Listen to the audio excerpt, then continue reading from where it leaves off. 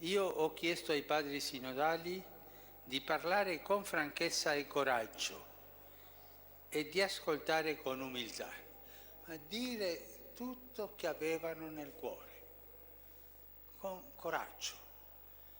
Nel sinodo non c'è stata censura previa, non c'è stata.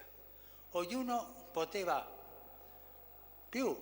doveva dire quello che aveva nel cuore, quello che pensava sinceramente.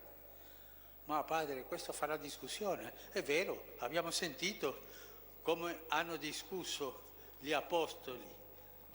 Dice il testo, è uscita una forte discussione, ma sgridavano fra loro. Gli apostoli sì, perché cercavano la volontà di Dio sui pagani, se potevano entrare in chiesa o no, era una cosa nuova. Sempre quando si cerca la volontà di Dio in un'assemblea sinodale ci sono diversi punti di vista e c'è la discussione e quello non è una cosa brutta. Sempre che si faccia con umiltà e con animo di servizio all'assemblea dei fratelli. Ma sarebbe stata una cosa cattiva, la censura previa. No, ognuno doveva dire quello che pensava. Un sínodo sin libertad no es sínodo. Es conferencias, un cambio de...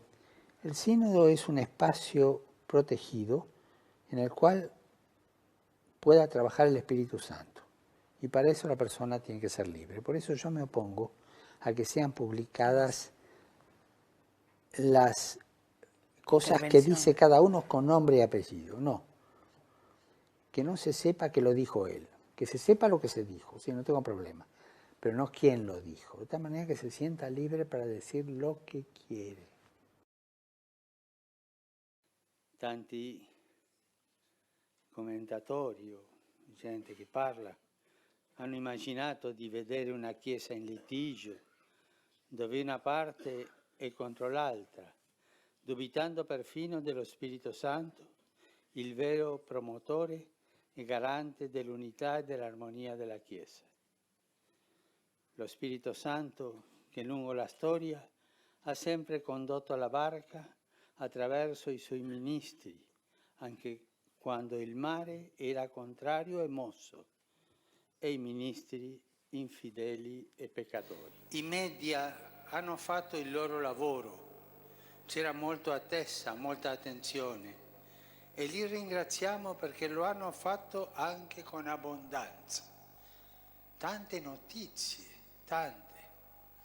Questo è stato possibile grazie alla sala stampa, che ogni giorno ha fatto un briefing, ma spesso la visione dei media era un po' nello stile delle croniche sportive o politiche. Si parlava spesso di due squadre, pro e contro, conservatori e progressisti, eccetera. Dobbiamo sapere che il sinodo non è un Parlamento. Viene il rappresentante di questa Chiesa, di questa Chiesa, di questa Chiesa.